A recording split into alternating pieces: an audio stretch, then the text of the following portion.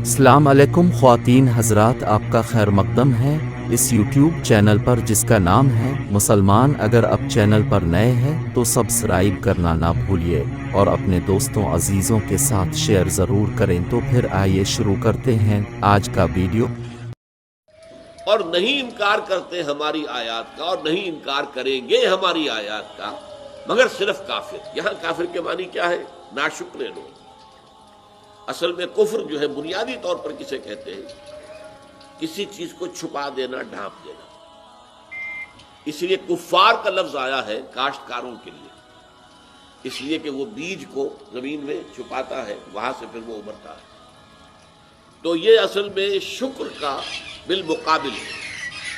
آپ کے ساتھ کسی نے کوئی نیکی کی، اگر آپ کی شخصیت جو ہے مسخ نہیں ہو گئی، پرورٹڈ نیچر نہیں ہے، تو اس کے لیے خاص قسم کا جذبہ تشکر جسے ہم کہتے ہیں وہ قلب کی گہرائیوں سے ابھرتا ہے۔ اس نے میرا فلاں کام کیا ہے، اس نے میری فلاں ضرورت پوری کی ہے، اس نے میرے ساتھ یہ بھلائی کی ہے۔ یہ جذبہ قلب سے ابھر کر زبان پر آتا ہے، شکر، آپ کا شکریہ، آپ کی بڑی مہربانی، آپ نے میری یہ تکلیف رفع کی۔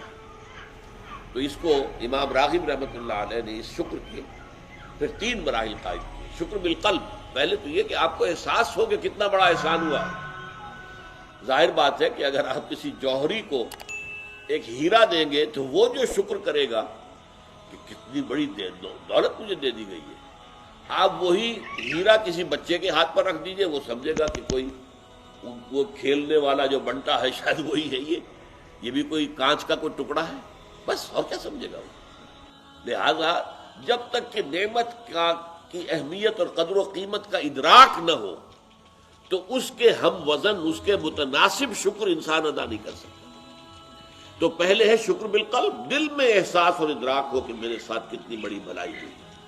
پھر ہے زبان سے شکر، اور پھر ہے شکر بالجوارح، پورے وجود سے شکر، یعنی اس نعمت کا حق ادا کرنا۔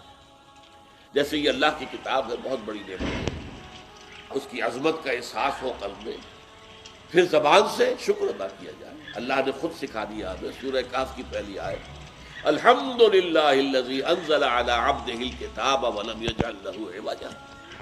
پھر اس کا حق ادا کیا جائے، اس پر یقین ہو، اس کو پڑھے، اس کو سمجھے، اس پر عمل کرے، اس کو دنیا تک پھیلائے۔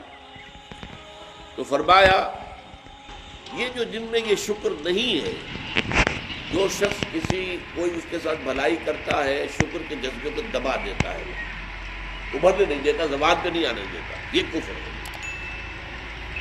اور شکر کے مقابلے میں کفر کا لفظ آتا ہے، لئن شکرتم لازیدنکم۔ دیکھو میں نے جو تم پر احسان کیے ہیں، نعمتیں دی ہیں، اگر تم شکر کرو گے تو میں اور دوں گا، ولئن کفرتم ان عذابی لشدید، تو پھر میرا عذاب بھی بہت سخت ہے۔ یہاں شکر اور کفر ایک دوسرے کے مقابلے میں آئے۔